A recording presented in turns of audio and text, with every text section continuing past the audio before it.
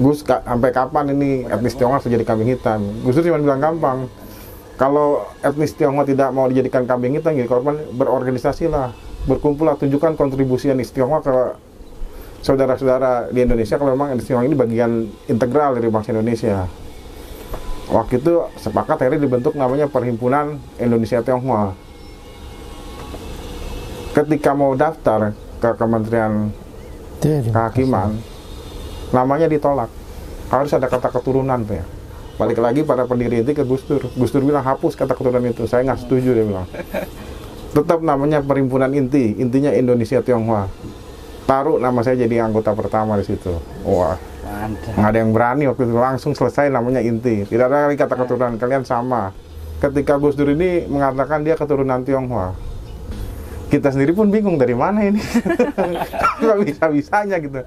Tapi memang setelah ditelusuri memang marganya Tan disebutnya, marga Tan. Ya memang ada dari Putri Campa tadi. Dan memang kalau teman-teman tahu, setelah 98 itu selama 2 tahun ke depan masih banyak peristiwa-peristiwa diskriminatif. Jadi tragedi Semanggi, Semanggi 1, Semanggi 2, itu kan memang perlawanan mahasiswa. Cuman dampak dari itu terjadi, kalau kita bilang kerusuhan lah, penjarahan masih berlangsung tuh selama 2 tahun. Tapi begitu Gus Dur keluarkan kata itu, langsung selesai. Semua kerusuhan diskriminatif terhadap Tionghoa itu di daerah-daerah langsung berhenti. Jadi Gus Durian ini penuh tantangan, brother. Ya, tidak mudah, nggak asik.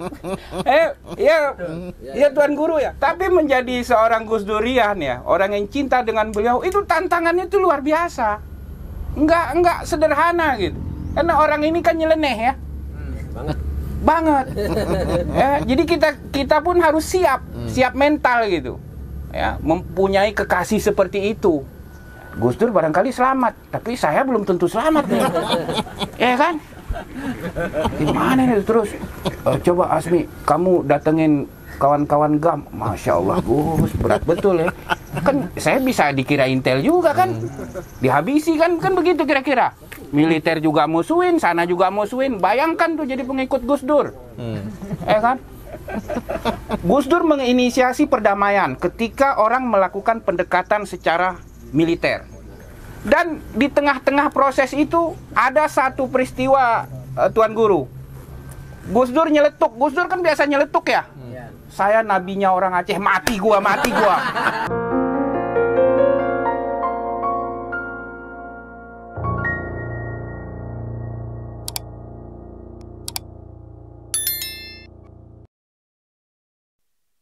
Yang kami banggakan, Bapak Sekjen Perhimpunan Indonesia Tionghoa, Bapak Chandra Jab. Kemudian yang kami juga banggakan, pendiri Museum Peranakan Tionghoa, Bapak Kiai Azmi Abu Bakar. Beliau adalah masuk bagian dari Batsul Masail NU DKI Jakarta. Pengurus DWN. Ngeri. Iya. Pertama-tama marilah kita panjatkan puji syukur kehadirat Allah Subhanahu wa taala, di mana pada pagi ini kita diberikan kesempatan untuk silaturahim, bertatap muka dalam keadaan sehat walafiat. Dan kita buka acara ini dengan sama-sama membaca Ummul Kitab Al-Fatihah.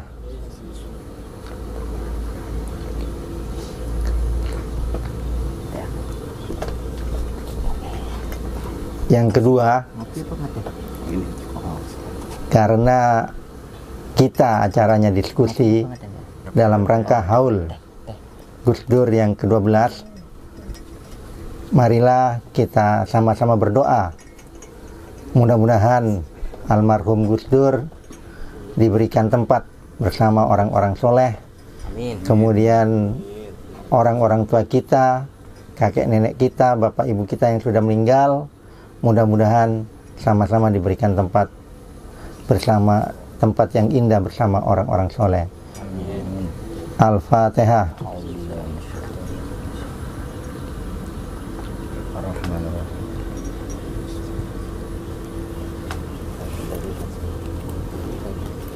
Yang kami hormati Bapak Chandra, Bapak Abu Bakar Asmi, Bapak Kiai Maili, dan teman-teman sekalian. Alhamdulillah kita hari ini kedatangan tamu dari Jakarta, sekedar pengantar saja. Jadi Bapak Kiai Asmi Abu Bakar ini pendiri sekaligus pemilik perpustakaan, pemilik museum perpustakaan peranakan Tionghoa yang punya koleksi untuk sementara 40.000 judul buku. Nah, kapan-kapan kalau kebetulan ke Jakarta bisa mampir ke museum beliau, sehingga banyak ilmu yang bisa ditimba dan dipelajari dan terus diamalkan, bukan hanya ditimba dan dipelajari kemudian tidak diamalkan.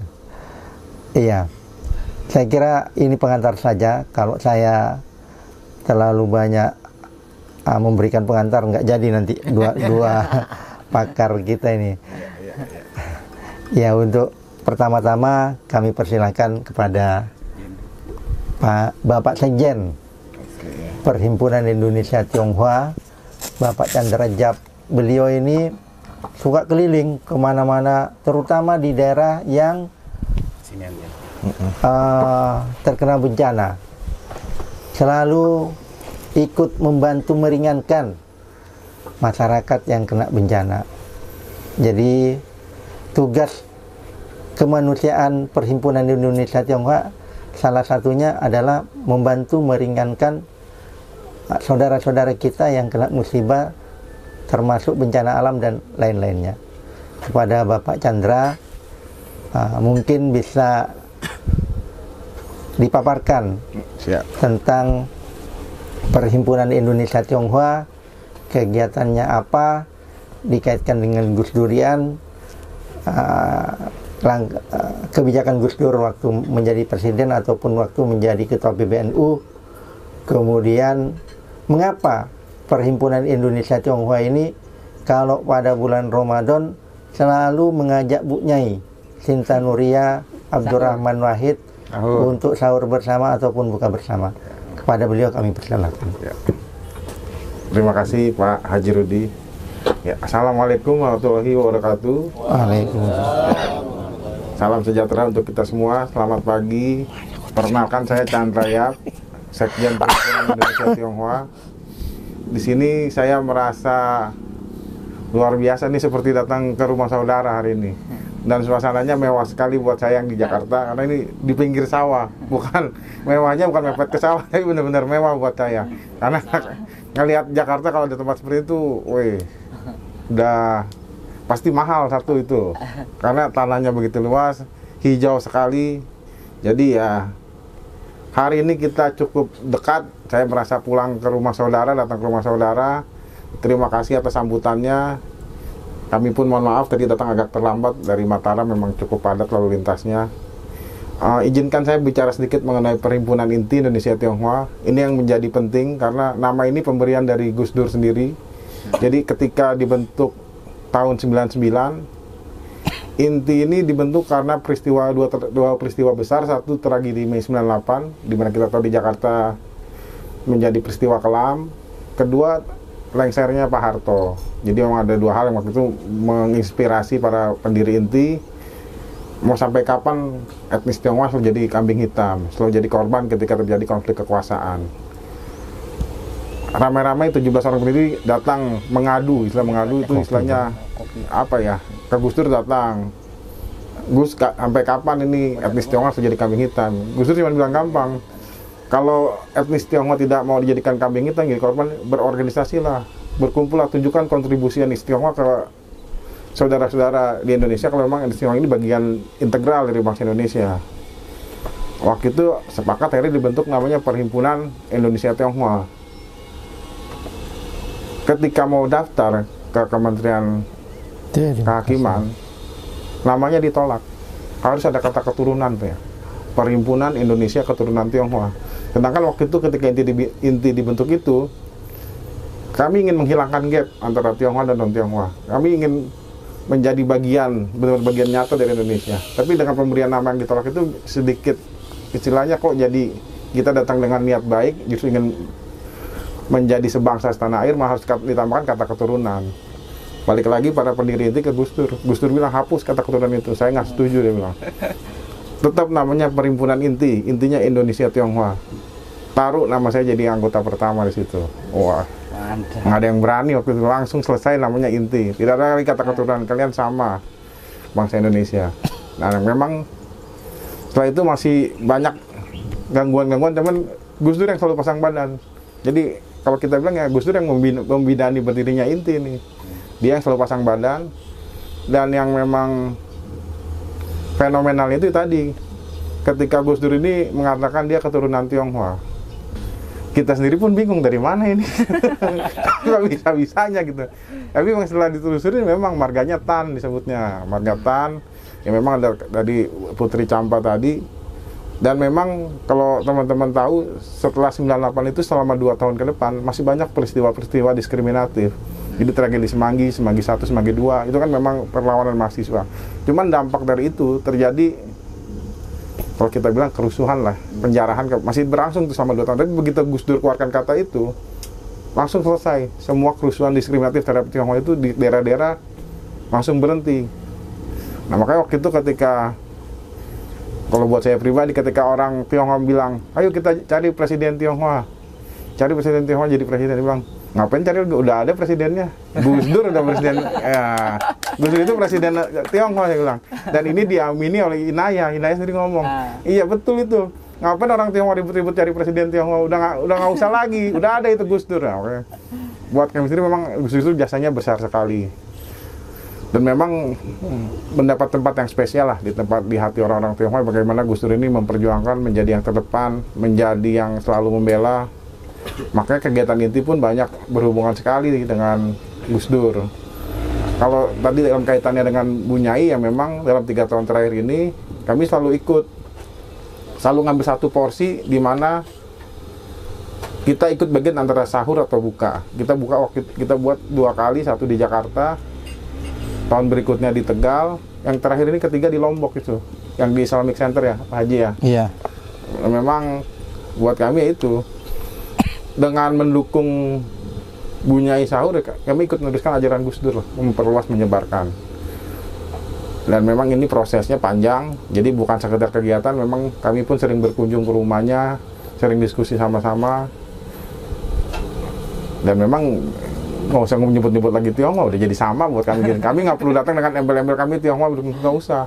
Dengan ada statement dari Gus Dur, udah kita sama semua sebagai bangsa dan warga negara Indonesia. Nah, terus yang ketiga yang mungkin sedikit saya jangan ngomong terlalu panjang, ini masih ada materi yang lebih banyak di sini nanti, yang lebih fenomenal. Nah, untuk yang tanggap bencana ini, justru kami sering sekali turun dengan Gus Durian, salah satu dengan Mas Yuska, Jawa Timur. Pernah kesini beliau. Nah, kalau sama Yuska itu tiap hari kami keliling. Kemarin yang ke Lumajang tuh, ke Semeru, itu.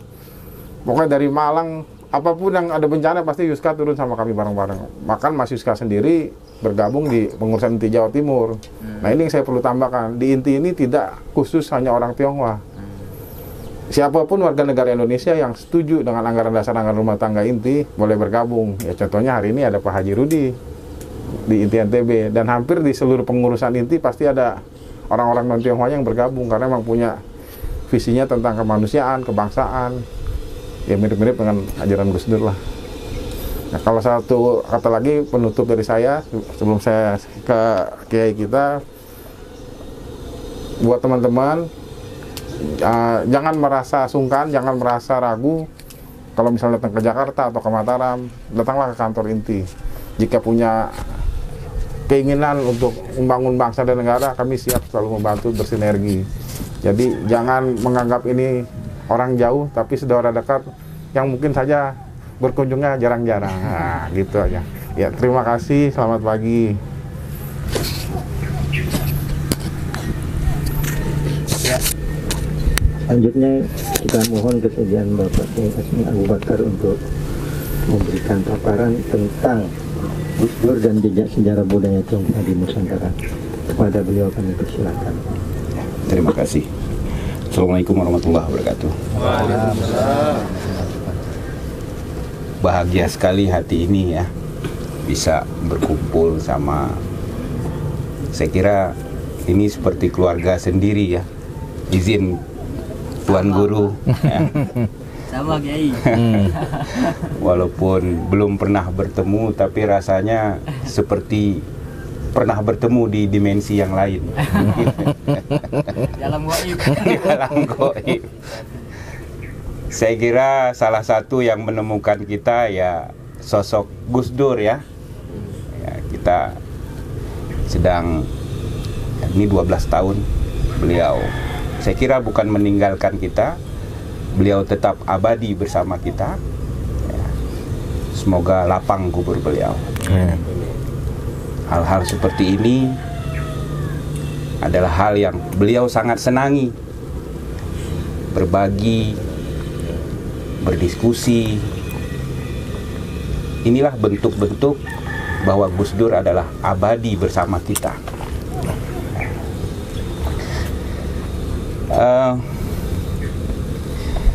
Pak Sekjen tadi sudah menjelaskan sedikit tentang Perhimpunan Indonesia Tionghoa.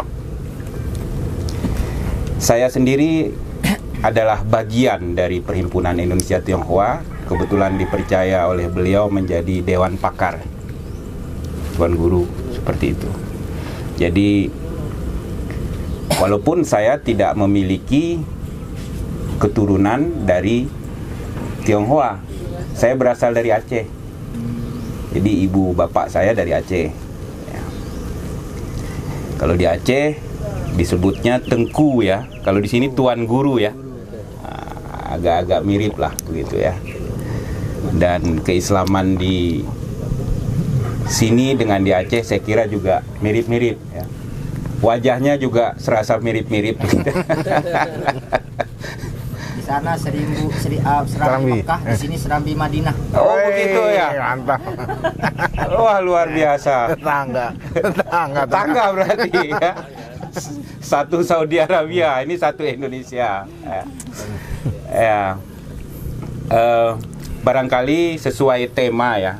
Ya tentu kita haul Gus Dur dan sedikit bercerita tentang peran sejarah budaya orang-orang Tionghoa di Nusantara. Di sini saya ditulis pendiri Museum Peranakan Tionghoa. Ya ini satu tempat yang adanya di sekitar Tangerang Selatan. Ya, Tangerang Selatan itu kalau dengan Jakarta ya samalah, Lombok Tengah dengan Lombok lah. Mataram. Mataram ya. Jadi di pinggiran Jakarta ya. BSD. Kami berdiri itu sekitar 11 tahun yang lalu. Tahun 2011 ya, 2010 akhir begitulah. Museum ini menyimpan berbagai pustaka dokumen tentang sejarah orang-orang Tionghoa di Nusantara. Selama ini orang-orang Tionghoa seolah-olah bukanlah bagian dari bangsa Indonesia. Mereka adalah pendatang, mereka lebih jauhnya lagi mereka adalah sekutunya Belanda, ya. Ikut menikmati penjajahan pada masa Belanda. Mereka bukanlah bagian dari bangsa Indonesia. Itu yang menjadi gambaran umum di masyarakat ya. Sesungguhnya itu adalah kebohongan terbesar yang beredar sampai hari ini. Orang-orang Tionghoa sejatinya adalah bagian atau identitas penting dari bangsa Indonesia. Tidak bisa dipisahkan sama sekali. Istilah-istilah yang kemudian kita kenal, pribumi, non-pribumi, ya, aseng, dan seterusnya, itu adalah istilah-istilah yang berupaya merusak keharmonisan kita sebagai bangsa Indonesia. Barangkali kawan-kawan ingat bagaimana pada masa yang lampau ketika Malaka di Malaysia sekarang, ya, satu negeri di Malaysia, ketika ingin diduduki oleh Portugis pada tahun 1511, yang kemudian bereaksi dan marah terhadap Portugis itu adalah kerajaan-kerajaan Islam di Nusantara. Ya. Itu pelajaran yang kita dapatkan waktu SD, SMP, SMA, itu udah pasti ada tuh. 1511, ya kan? 1511, Malaka, Portugis, itu lekat di ingatan kita. Tetapi kita tidak tersampaikan apa sih Malaka itu? Ya. Malaka yang terbayang di kita adalah satu kesultanan Islam di Semenanjung, ya.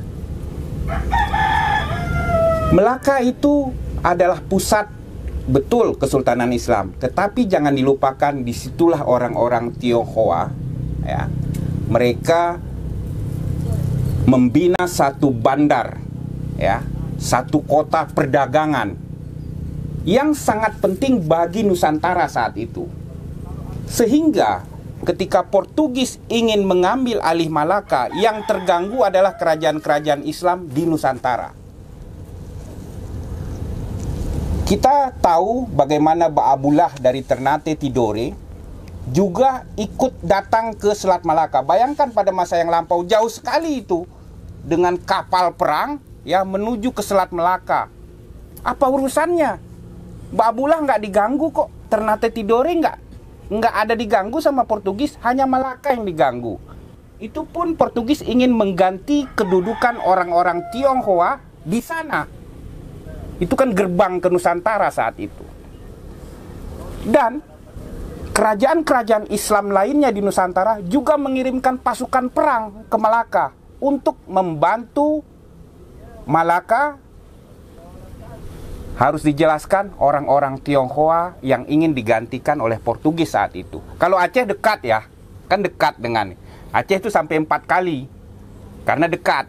Jadi kirim pasukan, balik lagi, kirim lagi. Nah, sementara yang lain itu barangkali bermukim di sekitar pesisir Sumatera saat itu karena sekali perjalanan. Ini adalah kisah hubungan harmonis antara orang-orang Tionghoa dengan kesultanan atau kerajaan Islam di Nusantara. Ini menjadi PR juga bagi kawan-kawan di NTB khususnya. Saya ada mendengar, barangkali saya salah menyebutnya, kerajaan Selaparang, ya, kalau tidak salah, ya. Itu satu kerajaan yang amat istimewa sesungguhnya karena berhasil memukul mundur Belanda. Itu catatan emas tidak hanya bagi orang-orang Nusa Tenggara Barat, tapi catatan emas bagi bangsa dan negara Indonesia. Bagaimana Selaparang berhasil memukul mundur Belanda? Saya kira pasti ada keturunan dari leluhur-leluhur kita saat itu yang ada di sini. Saya yakin. Darah itu masih mengalir. Tapi kisah ini seolah-olah lenyap dari sejarah bangsa Indonesia. Itu pun yang terjadi terhadap sejarah dan keberadaan orang Tionghoa di Nusantara. Nasibnya saya kira sama. Nah, ini perlu kawan-kawan telusuri, karena itu identitas kita sebagai bangsa. Inilah yang saya kumpulkan dokumen-dokumen dari berbagai daerah, tetapi khusus tentang Tionghoa. Di Ternate Tidore itu ada satu kelenteng yang usianya itu berdiri tahun 1400-an. Bayangkan, termasuk kelenteng tertua di Nusantara. Kalau di sini, di Ampenan. Di Ramada. Ampenan di perempatan. Ampenan ada juga. Ada di perempatan. Ya. Pertamina, ya. Dan kelenteng itu lebih tua daripada kelenteng yang ada di Kuta di Denpasar. Itu termasuk kelenteng tua. Artinya apa? Hubungan itu sudah sejak lama. Barangkali kita, kalau ada yang mendengar ini, ya, mereka kan bukan bagian dari kita karena mereka bukan Muslim, ya kan? Inilah yang terjadi juga misalnya di kampung halaman saya di Aceh. Ada hal yang sesungguhnya menghilang. Rasa persaudaraan itu kan tidak hanya mesti kita memiliki agama yang sama, kira-kira seperti itulah sederhananya. Ketika Belanda menyerang Aceh, orang-orang Tionghoa juga terlibat dalam peperangan tersebut. Terbayang nggak itu?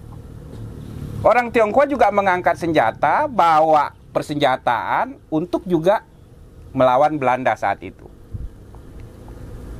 Bahkan ketika Masjid Raya Baitur Rahman, ya, itu landmarknya di Aceh ya.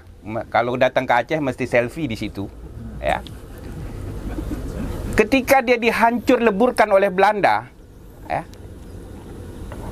dia dibangun kembali oleh pimpinan orang Tionghoa, Kapitan Li Asi namanya. Bukan Muslim. Nah, kisah ini di Aceh sendiri bagi orang-orang Aceh, orang Tionghoa yang di Aceh, Bang Asmi, itu jangan mengada-ngada lah ceritanya. Karena mereka sendiri nggak tahu. Kan luar biasa tuh, bagaimana satu fakta sejarah menghilang dari ingatan. Ya. Bahkan saya dipanggil waktu itu, saya terangkan, ya saya kan hanya pengempul dokumen, saya bilang. Yang saya sampaikan adalah apa yang saya simpan dan saya baca. Yang tulis itu juga bukan orang Tionghoa. Yang tulis itu orang Aceh sendiri, guru besar dari Gajah Mada, namanya Ibrahim Alfian. Udah almarhum dia. Dia punya otoritas yang sangat kuat, ya. Artinya bukan mengada-ngada, ya. Sangat terkenal Ibrahim Alfian ini. Ketika saya sebut nama beliau, ya mengakuilah walaupun dengan masih kalau bisa nggak benar itu. Kalau bisa salah informasi itu. Begitulah doanya kira-kira, ya. Nah, ketika ini tersampaikan, berubahlah cara pandang. Masuk ke Sumatera Utara. Di sana juga ada Masjid Raya Al-Masun namanya. Pernah ke Sumatera Utara, Medan? Ada Masjid Raya juga di sana. Nah, itu juga ikut dibangun oleh pimpinan Tionghoa di Sumatera Utara. Namanya Mayor Chong Afi. Dia Konghucu. Ada yang namanya Acong di sini? Maaf. Iya. Kalau Acong di sini itu anjing. Oh begitu. Allahu Akbar. Inilah kita berbangsa tapi belum mengenal dengan baik. Ya. Makanya ketawa semua. Ini tak kenal maka tak sayang. Indonesia ini terlalu luas. Ya, perlu hati yang luas, yang besar. Ya. Jadi saya tolong dimaafkan juga.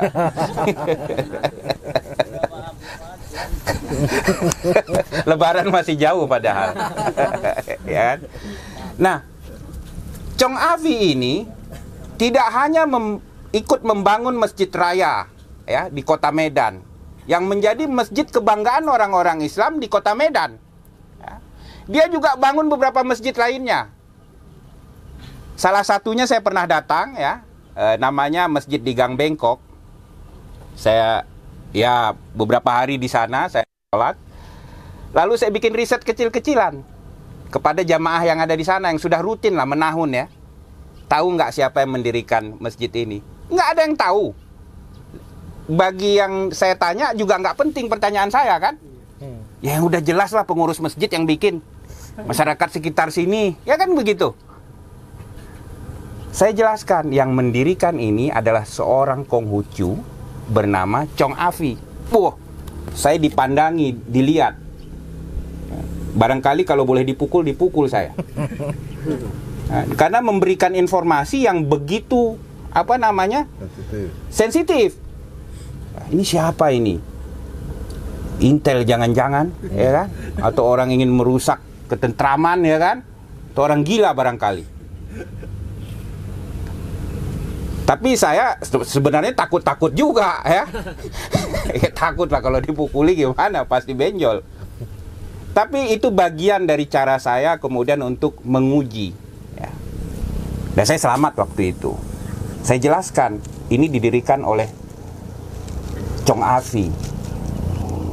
Orang-orang di sekitar masjid itu sendiri, bahkan pengurusnya, tidak tahu cerita ini. Bayangkan, kawan-kawan. tempat mereka beribadah dari mulai kakek neneknya sampai dia nggak tahu kalau yang mendirikan itu seorang Tionghoa Konghucu lagi.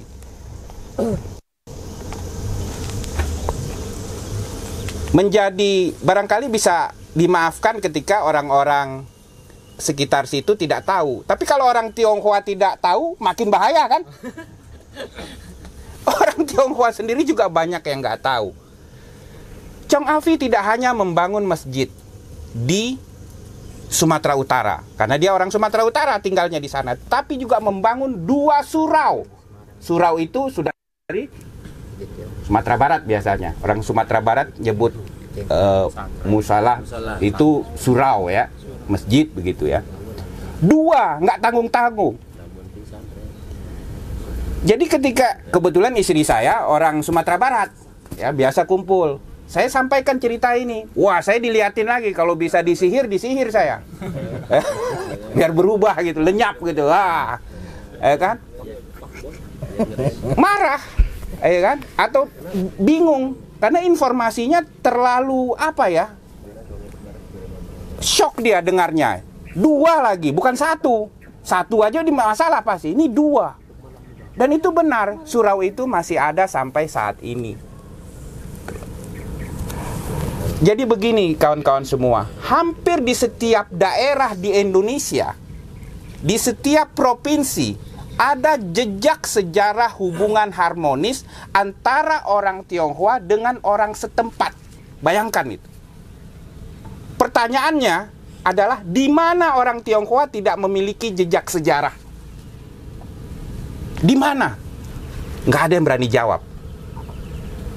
Begitu luar biasa informasi ini. Di Banten, ya, Kesultanan Banten, Masjid Banten itu sendiri arsiteknya Tionghoa. Di samping Masjid Agung Banten, ya, itu salah satu kesultanan Islam terbesar juga di Nusantara ya. Di sampingnya kelenteng. Kelenteng yang termasuk tertua di Indonesia masih ada sampai saat ini. Kesultanan kerajaan-kerajaan Islam di Nusantara mencapai masa kejayaannya ketika hubungan dengan orang-orang Tionghoa begitu harmonis. Ada satu buku yang sangat menarik, barangkali disimpan di perpustakaan di sini juga, ya, karangan Slamet Mulyana. Judulnya Runtuhnya Kerajaan Hindu Jawa dan Bangkitnya Kerajaan-Kerajaan Islam di Nusantara. Tahun 67 itu terbitnya dan langsung dilarang oleh Soeharto saat itu. Buku ini menyebutkan, ya, ini guru besar Slamet Mulyana ini, sebagian besar dari Wali Songo itu orang Tionghoa. Gus Dur berpedoman salah satunya sama buku ini. Tetapi karya intelektual ini langsung diberangus oleh rezim Orde Baru.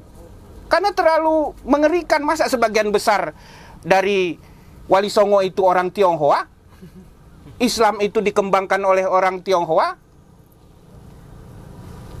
Ketua PBNU kita yang kemarin, Yai Said kan juga menyatakan itu, ada nonton ya? Bahwa Islam di Nusantara ini orang-orang Tionghoa, bukan orang Arab. Itu kan satu pandangan ya, yang ketika awal lahir pandangan ini langsung diberangus, tidak dibiarkan berkembang dalam forum-forum intelektual ya seperti ini. Dari tahun 67, buku itu kabarnya masih terlarang sampai hari ini. Dicetak oleh kawan-kawan Gus Durian Jogja kayaknya. Cetak ulang. Nah, inilah yang bagi saya menjadi tanggung jawab kita bersama. Walaupun kita bukan bagian, bukan keturunan Tionghoa, tetapi Tionghoa adalah identitas dari diri kita. Ini yang paling penting sebetulnya. Sejarah mereka adalah sejarah kita. Budaya mereka adalah budaya kita. Budaya yang paling melekat yang masih sama kita kayak baju koko. Di sini baju koko masih dipakai nggak ya? Masih.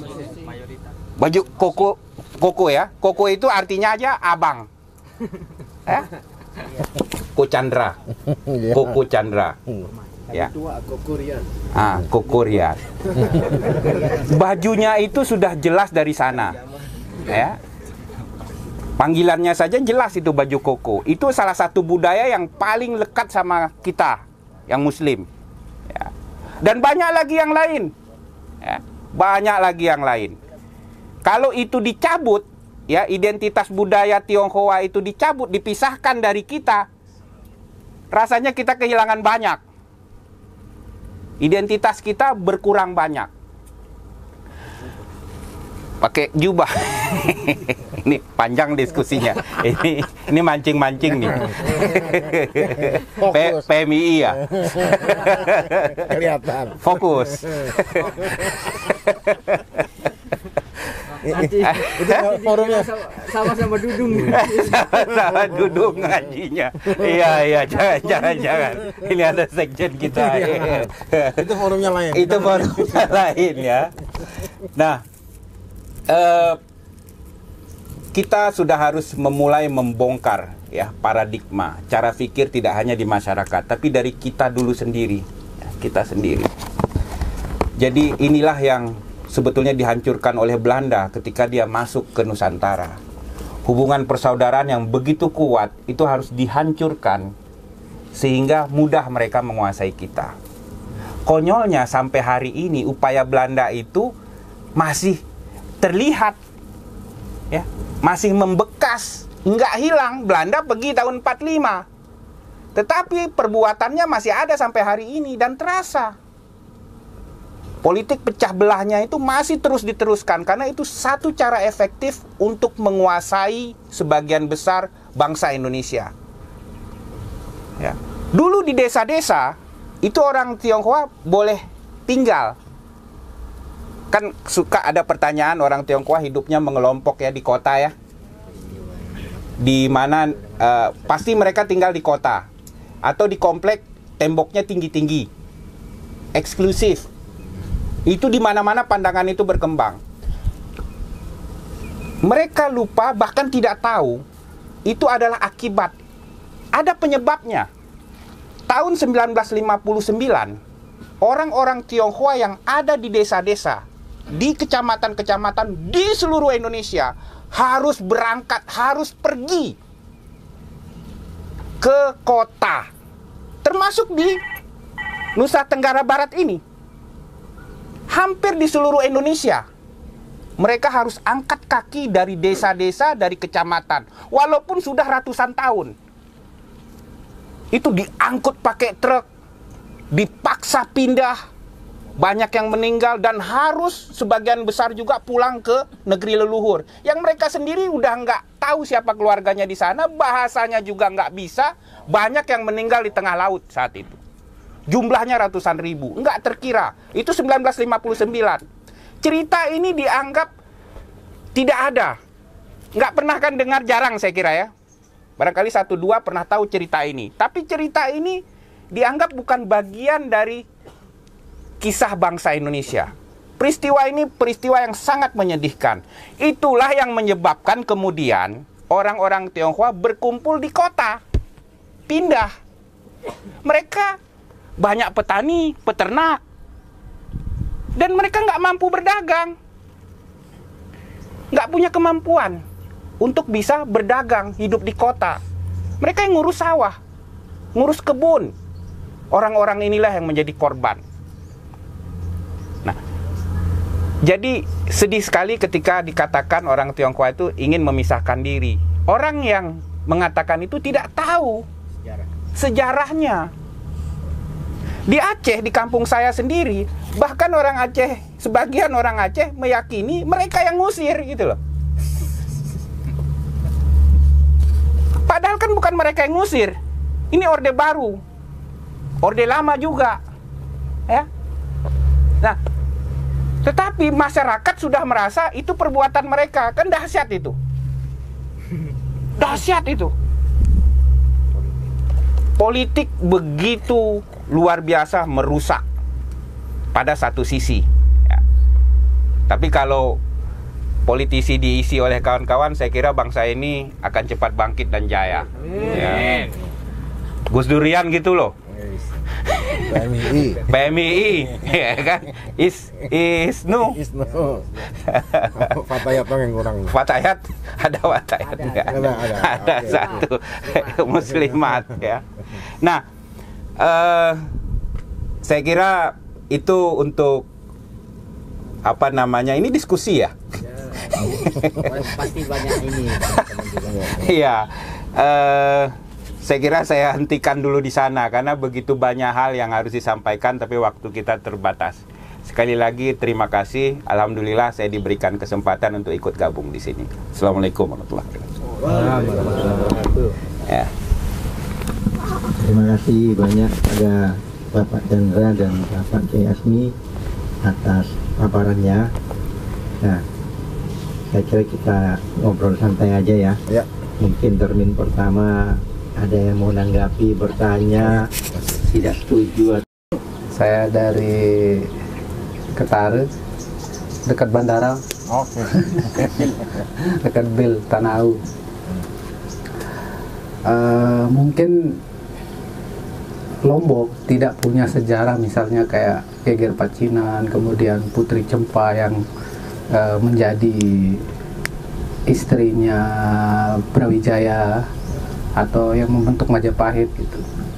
Tetapi di Lombok itu ada satu permainan anak-anak. Permainan anak-anak itu sederhana sekali. Misalnya kalau ada orang ruahan gitu, tahlilan kematian, anak-anak itu pada kumpul, teman 4. Nah, kemudian dari sana itu mereka mulai melakukan sebuah permainan, namanya permainan Cek Cina. Cek Cina. Ya, Cek Cina landak tuan. Saya nggak tahu itu asalnya dari mana, tapi itu udah ada. Waktu kecil saya sering sekali ikut main itu. Oh ya. Nah, sebentar. Ada pulpen nggak? Wow. Ini harus dicatat ini. Tahun 2018 saya berkesempatan studi di Jogja. Pinjam ya. Kemudian bergaul dengan teman-teman di sana. Di sana juga di Jogja itu ada juga namanya permainan anak-anak seperti itu. Tetapi bukan Cek Cina landak tuan kayak di sini. Encik, kemudian kalau nggak salah Encik, Cino, Londo, satu lagi lupa saya. Tetapi yang jelas ada interpretasi yang mendalam sebenarnya. Atau Apa itu? Misalnya interpretasi kalau yang versi yang di Lombok misalnya, encik itu boleh jadi diambil dari tanah Minang untuk menyebut orang Minang. Encik misalnya. Encik. Kemudian Cina. Kalau landak bisa jadi asal katanya dari Londo, Belanda. Tuan itu bisa jadi orang Arab. Ini artinya apa? Bahwa pada dasarnya masyarakat Nusantara atau Indonesia ini sudah memiliki watak kosmopolitan. Watak kosmopolitan itu yang bisa saya katakan membentuk peradaban di Nusantara, terutama Jawa misalnya.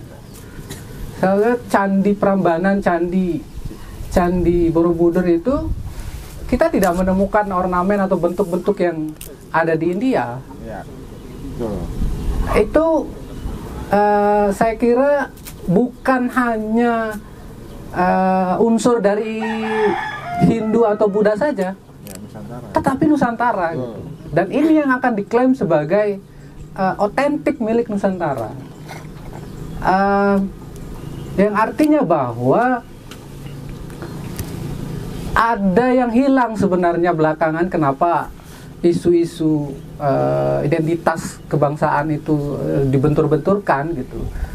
Yang hilang itu bahwa kesadaran kita bahwa dari leluhur-leluhur kita mewarisi satu sikap kosmopolitan gitu, yang harus dikedepankan, bukan perbedaan agama.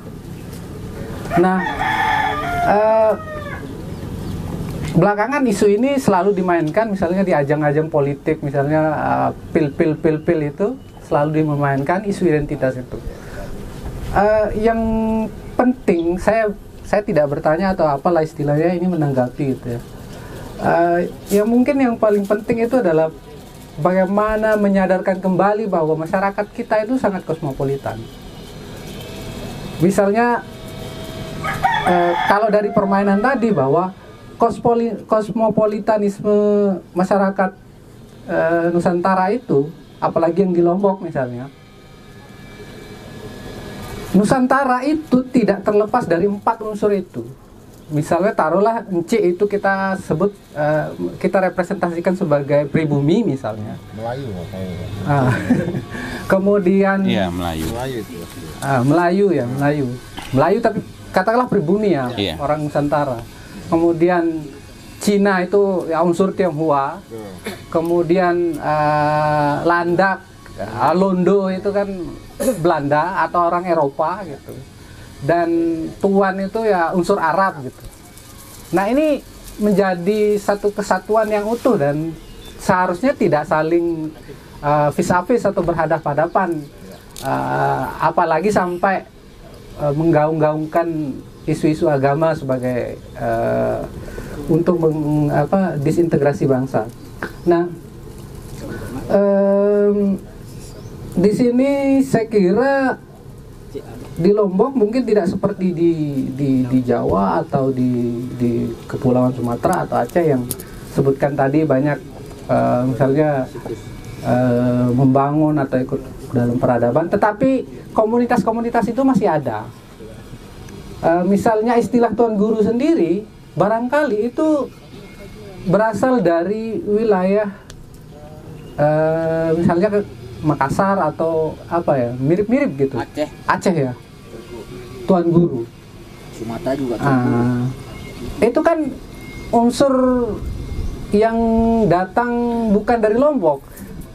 Kalau boleh kita ya, tapi itu udah menjadi apa ya, unsur dari Lombok. Kemudian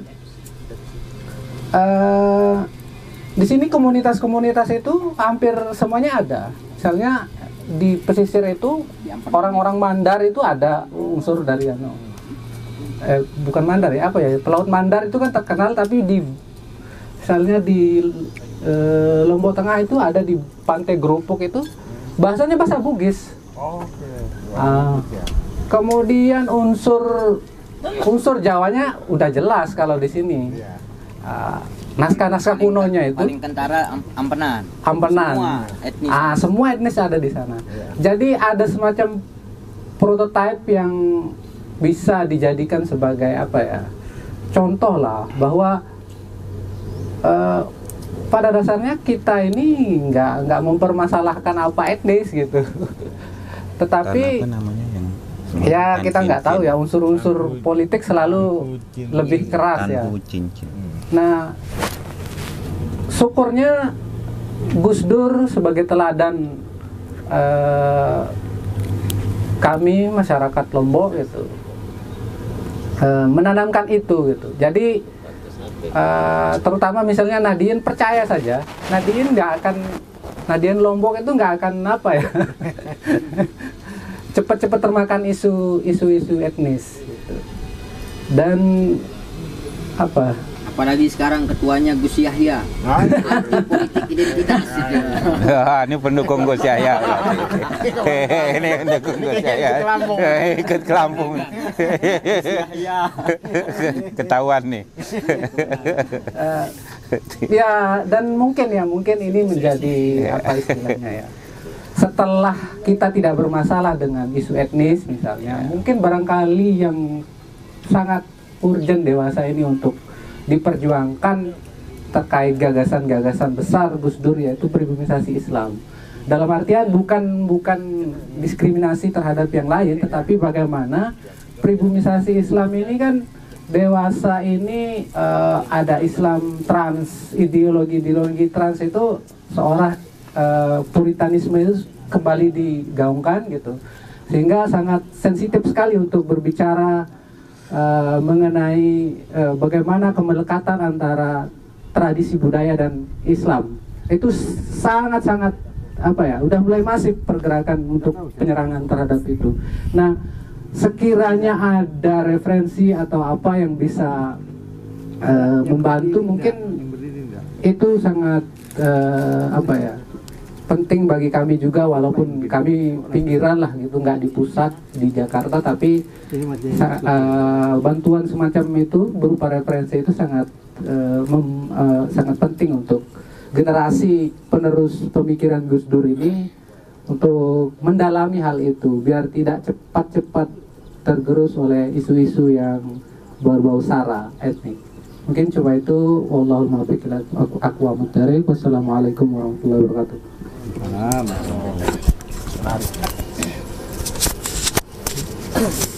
Di ya, poin-poin supaya enggak terlalu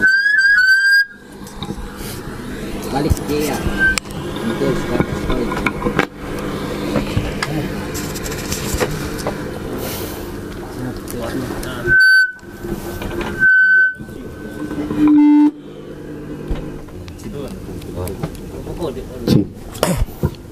Assalamualaikum warahmatullahi wabarakatuh.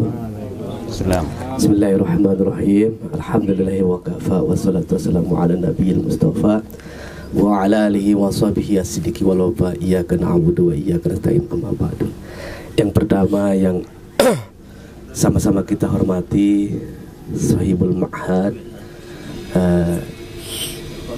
Al-Ustaz Jumaidi selaku senior kita di Pergerakan Mahasiswa Islam Indonesia. Yang kedua, pemantik dari pusat yang sama-sama kita hormati. Ya, kita kumpul di sini satu bingkai dalam falsafah kebangsaan. Jadi tentu itu kita tidak akan mengkhianati kesepakatan-kesepakatan itu, baik dalam beragama maupun berbangsa dan bernegara. Sehingga saya teringat dengan pesan dari Al-Maghfurullah Allahu Yarham Kiai Haji Abdurrahman Wahid yang mengatakan, jika kita tidak seiman, paling tidak kita sebangsa dan setanah air. Nah, ini yang menjadi PR kita bersama-sama dalam bingkai watoniyah kita. Jadi ada sedikit yang ingin saya pertanyakan di sini. Yang pertama itu adalah eksistensi dari komunitas ini, yang dimana hari ini hanya digaungkan secara atoriko saja, wacana saja, tapi tidak khair minal madahnya, tapi tidak eksis. Nah, bagaimana kemudian itu kalau ini namanya inti kepanjangan Perhimpunan Indonesia Tionghoa. Perhimpunan Indonesia Tionghoa. Ada yang pernah saya lihat di Lombok juga ada, bahkan tertulis di benteng atau beduknya di Islamic Center itu, PPTI itu, Persatuan Perdamaian Tionghoa Indonesia. Jadi ini yang sebenarnya yang saya ingin pertanyakan, apakah itu hanya sekedar simbol saja atau eksistensinya bagaimana? Tentu kalau dari kalangan Nahdliyin mungkin itu tidak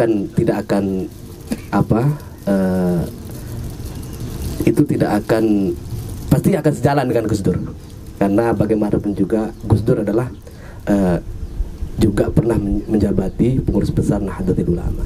Jadi bagaimana kemudian inti ini hadir di tengah-tengah pelosok, hadir di pelosok-pelosok, misalkan dari pusatnya ada PB-nya, DPD-nya, DPD, DPC, PAC dan seterusnya.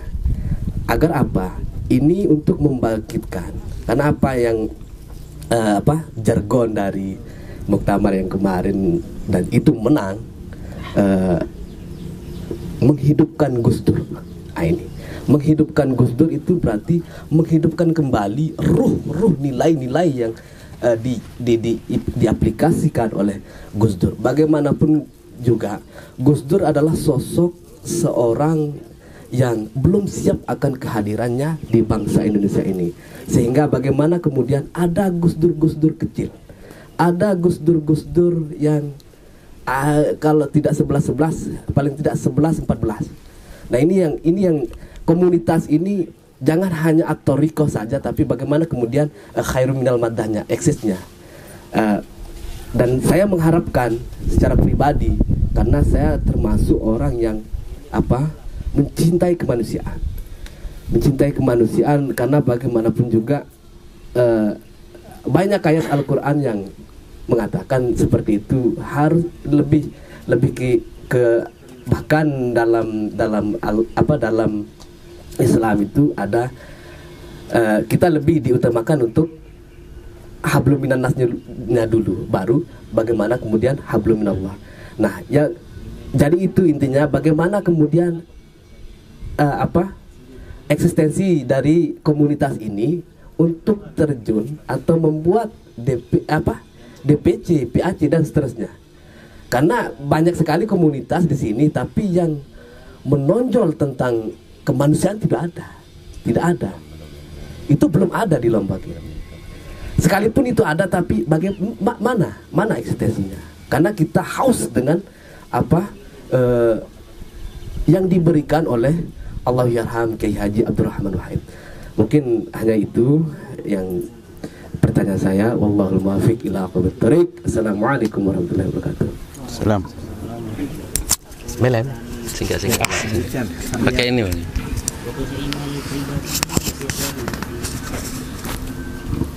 Assalamualaikum warahmatullahi wabarakatuh. Waalaikumsalam warahmatullahi wabarakatuh. Bismillahirrahmanirrahim. Alhamdulillahirabbil alamin. Allahumma sholli ala sayyidina Muhammad wa ala ali sayyidina Muhammad.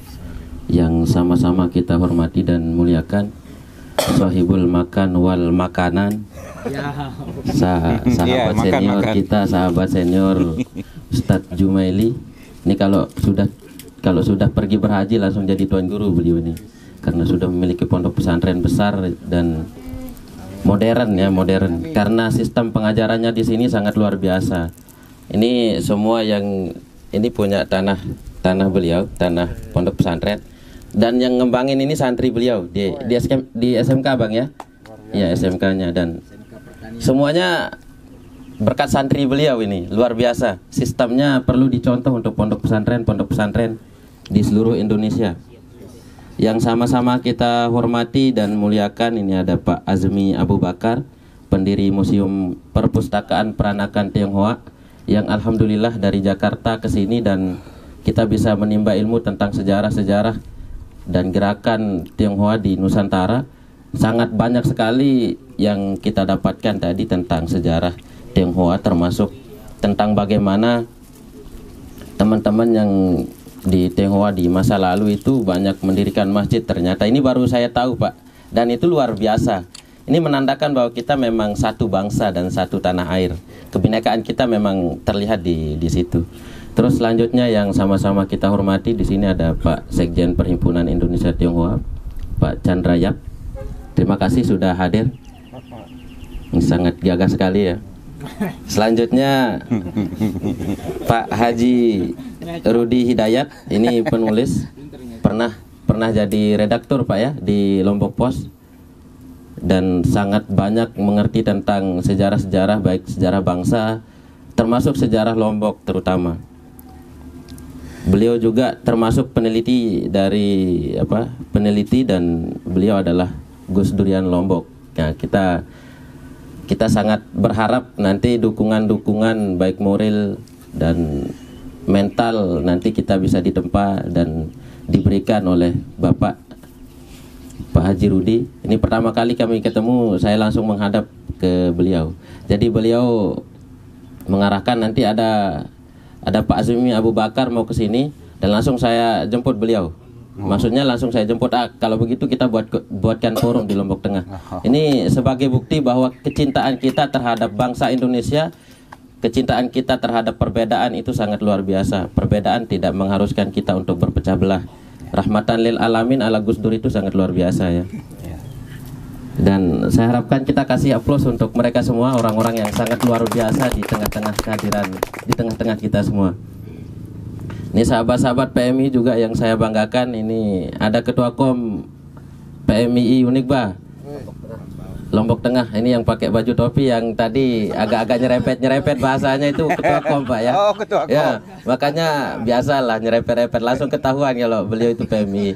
Ini ada Ketua ISNU Batu Keliang, Kecamatan Batu Keliang, sahabat Jaswadi.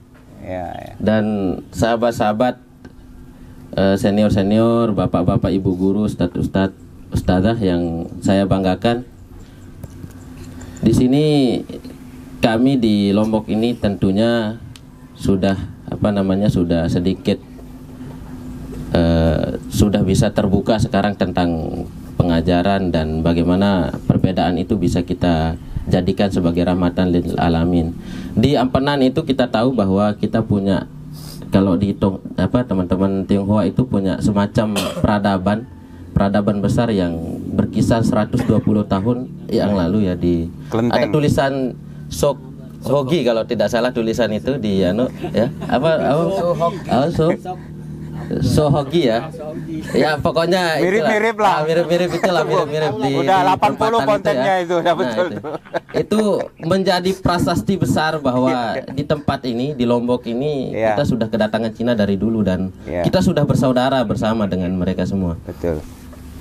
Nah, saya tidak mau berpanjang lebar ya. Saya hanya sedikit ingin mengelaborasikan antara Gus Durian dengan teman-teman yang di Tionghoa. Ini karena Gus Dur ini sangat besar jasanya terhadap bangsa ini, termasuk tentang bagaimana Konghucu diresmikan sebagai agama di sini adalah jasa daripada Gus Dur. Nah, menurut bapak-bapak sekalian ini, Pak Azmi Abu Bakar, Pak Chandrayap, kira-kira menurut Bapak apa hal yang paling berkesan yang pernah ditaruhkan Gus Dur di teman-teman Tionghoa dan terutama di bangsa Indonesia ini? Karena kita berbicara tentang Gus Durian di sini ya, maka saya ingin sedikit mengulik lah kesan-kesan Gus Dur ya terhadap bangsa Indonesia ini dan terhadap teman-teman yang di Tionghoa terkhususnya. Mungkin hanya itu yang bisa saya sampaikan. Kurang dan lebihnya saya mohon maaf. Wallahul muwaffiq ila aqwamit thoriq. Wassalamualaikum warahmatullahi wabarakatuh. Waalaikumsalam. Langsung dijawab aja. Ya. Saya mau menjawab sedikit. Nanti untuk yang bagaimana inti bisa lebih membumi, lebih dekat. Nanti ini bagiannya Pak Haji Rudi untuk di NTB. Pak Haji Rudi ini rendah hati sekali. Dari tadi nggak nyebut kegiatan NTB di ini banyak sekali, hampir tiap minggu deh. Anggap pria. Nah itu dia. Tapi nanti saya instruksikan selaku sekjen kepada Pak Haji Rudi untuk cerita juga bagaimana inti NTB itu kegiatannya banyak sekali. Kami sendiri yang di pusat sangat terkagum-kagum, hampir setiap minggu turun ke bawah, entah penanaman pohon, entah macam-macam lah itu. Udah pantas jadi dinas lingkungan hidup ini. Banyak sekali ya. Nah kalau memang kita yang di pusat ya memang kita masih punya kendala. Memang kita inginnya memang inti hadir di setiap kota kabupaten, bahkan sampai tingkat kecamatan. Tapi memang masih ada rasa trauma dari teman-teman Tionghoa ini untuk masuk ikut ke organisasi. Masih ada kekhawatiran dari orang tua itu karena peristiwa 65. Jadi anak-anak muda Tionghoa yang ingin berorganisasi itu dilarang. Saya pernah waktu itu datang ke kota di Tasik ya, lagi ngumpul, anaknya ditelepon suruh pulang katanya. Ngapain ikut-ikut organisasi katanya? Itu politik. Baru kita ngomongin politik sekali. Kita ngomong kebangsaan, ngomong kemanusiaan. Memang masih ada rasa trauma, masih membekas sampai hari ini. Nah memang salah satu tugas dan fungsi inti itu memang untuk memutus itu. Jadi memutus, jangan sampai ada warisan kebencian lagi dari orang tua ke anaknya, ke cucunya.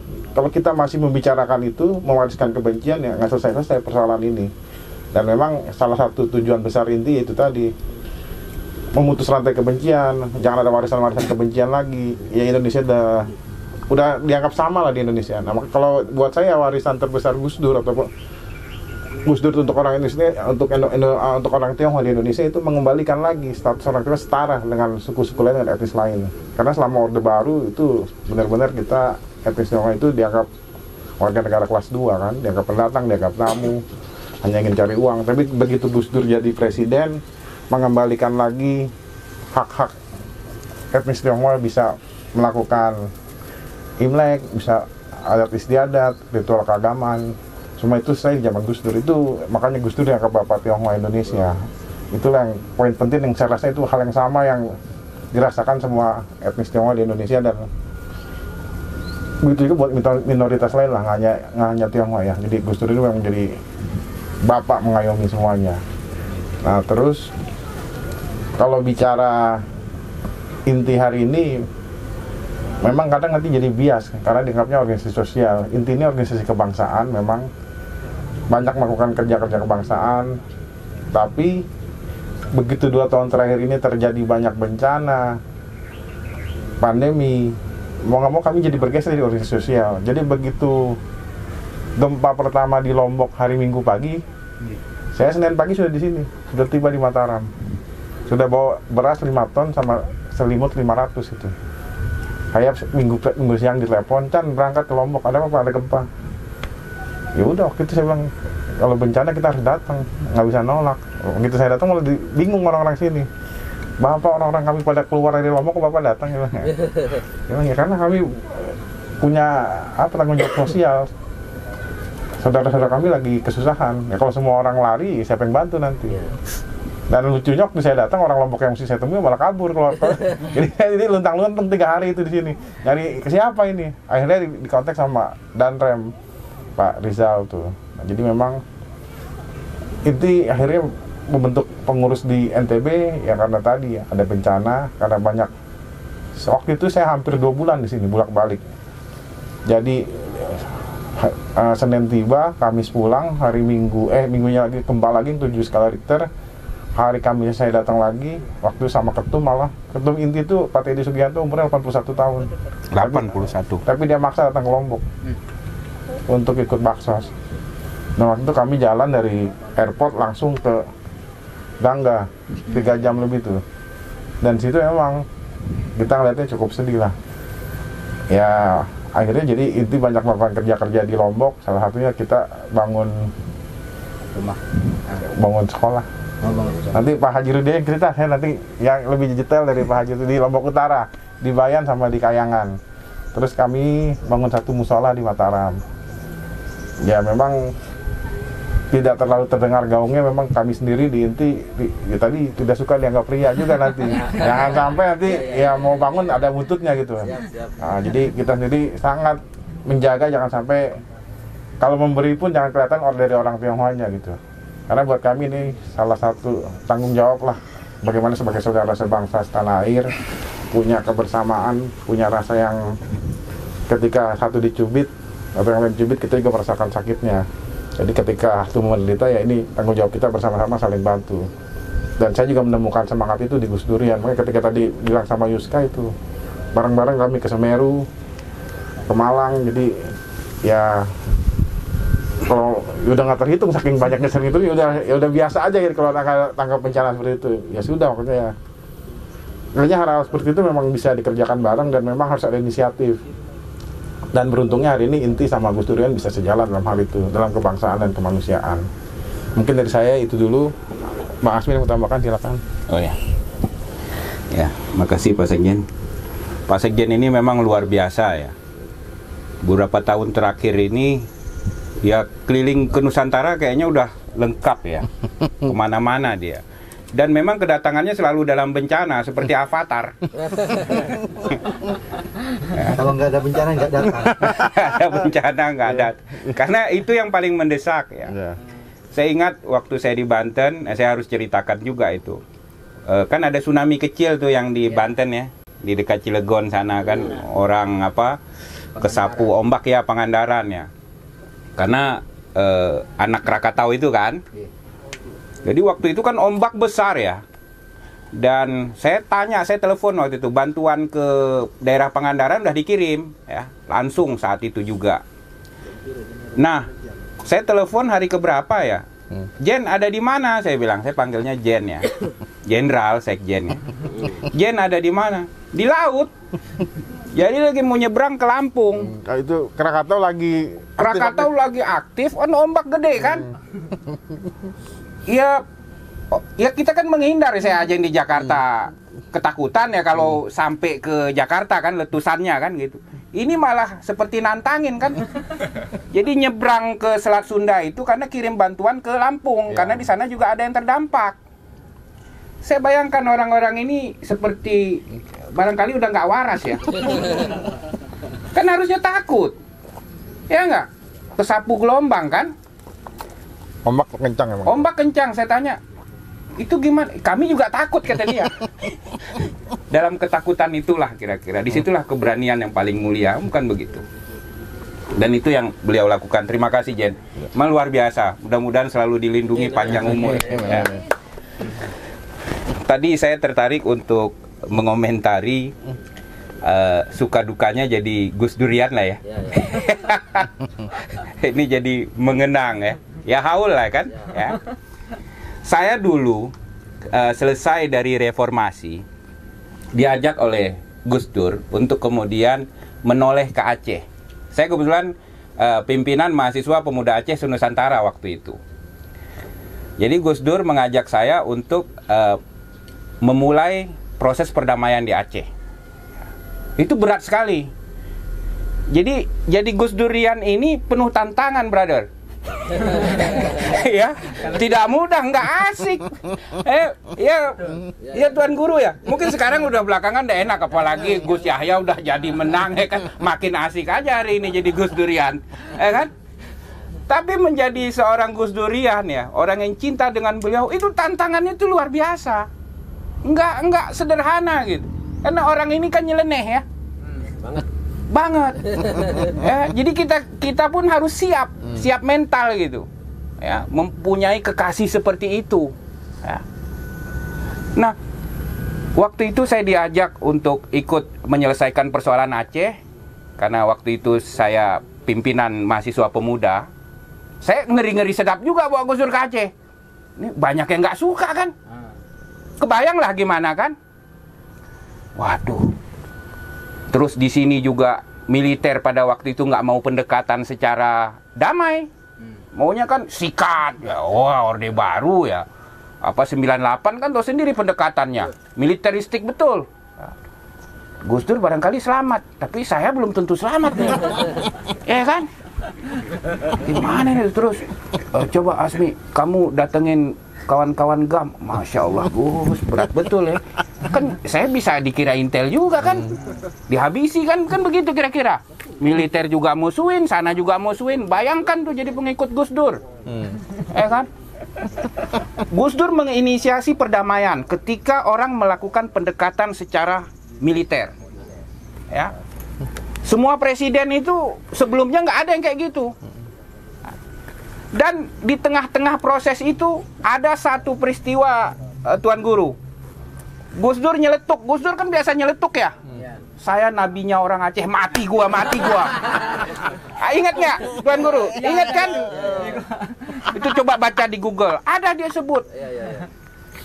Saya ini kan nabinya orang Aceh.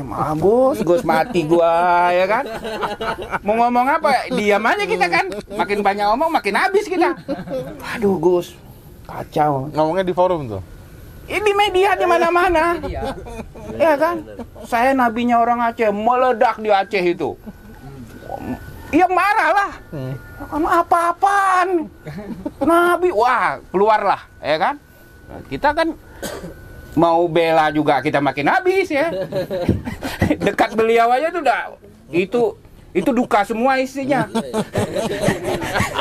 Duka semua isinya, ya kan? Dan nah, ini di forum yang mulia ini Tuan Guru. Gus Dur waktu itu bilang, dia belum presiden waktu itu, masih Habibie. Mi, tolong kamu bilang sama pimpinan Gerakan Aceh Merdeka, ya, di Swedia waktu itu, kita selesaikan masalah Aceh, berunding dengan Aceh, saya ikut ketika saya sebelum jadi presiden atau setelah jadi presiden. Gila nggak Gus Dur? Tuan Guru, itu kan luar biasa ya. Saya ngomongnya gimana ke sana. Jadi kata Gus Dur, kita berunding perdamaian di Aceh sebelum saya jadi presiden atau sesudah saya jadi presiden. Waktu itu belum ada yang ngusulin presiden Gus Dur, belum ada. Amin Rais belum ngomong. Saya yang dengar, kan sakit saya langsung. Pertama gimana nyampeinnya ke sana? Tugas kita kan kurir. Ya kan? Disitulah kita harus berperan sebagai kurir beneran gitu. Jangan berpikir bagaimana nasib kita. Itulah jadi Gus Durian yang sejati. Gimana menyampaikan ke sana kan? Dan saya sampein juga karena udah ditanya 3 kali. Mi udah belum? Oh, udah 3 kali nih. Udah gue nyerah dah. Telepon. Dan di sana ya nggak usah saya ceritakan responnya lah. Iya kan? Nggak usah saya ceritakan responnya. Tetapi inilah yang membuka ruang perdamaian di Aceh terkemudian. Jaminan itu ya. Terkemudian benar beliau jadi presiden. Kan? Saya telepon lagi ke sana. Inilah sebetulnya sejarah penting dalam perdamaian Aceh. Kan di sana juga benar dia presiden ya. Waktu itu Ini saya buka di forum yang mulia ini nih. Ini sebenarnya kisah hidup yang duka ya. Deg-degan kan? Ya iya kalau jadi, kalau kagak, ya kan? Iya. Jadi ini bisa dicontoh oleh teman-teman rekan kalian adik-adik. Nanti Bupati Lombok Tengah. Kemudian amin. Ini harus kita aminkan. Lebih dari pantas Tuan Guru kita ini. Kalau Gus Dur itu setengah wali dia.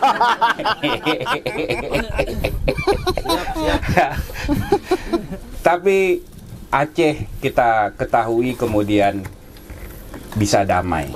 Semua itu tidak akan terjadi jika Gus Dur tidak memulai. Inilah yang kemudian membuat saya berupaya mengikuti jejak beliau dengan segala keterbatasan saya. Saya mendirikan Museum Pustaka Peranakan Tionghoa juga bagian dari itu sebetulnya. Gus Dur itu kan biasa begini mengajarkan, kalau kita hanya memerhatikan diri sendiri itu mah biasa aja ya. Tapi hidup kita abdikan untuk yang lain, untuk di luar kita. Disitulah kehidupan yang sejati bisa kita rasakan. Ketika apa yang terluka di saudara kita, kita merasakan luka itu. Itu yang terpenting sebetulnya. Ajarannya yang terpenting menurut saya itu. Ya banyak kisah-kisah lain ya, bisa nangis sebetulnya kalau ceritain tentang Gus Dur ya. Duka jadi Gus Durian. Suka duka jadi Gus Durian. Ya Gus Yahya juga duka banget tuh ceritanya kan. Mau jadi menteri kagak jadi ya. Saya baca ini juga dekret. Dekret kan. Duka semua itu isinya. Ya seperti itulah. Nah kita harus memilih duka-duka itu. Ya. Harus memilih ya. Kalian tuh nggak boleh bicara yang enak-enak. Bukan harus memilih, ya. Harus dipilihkan. Harus dipilihkan. Bagian-bagian yang tidak enak itu ambil. Masih banyak sisanya. Ya.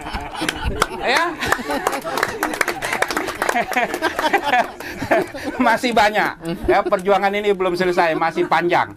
Ya, masih panjang untuk apa istilahnya membumikan tadi ya, pribumisasi tadi istilahnya. Itu bagian dari perjuangan.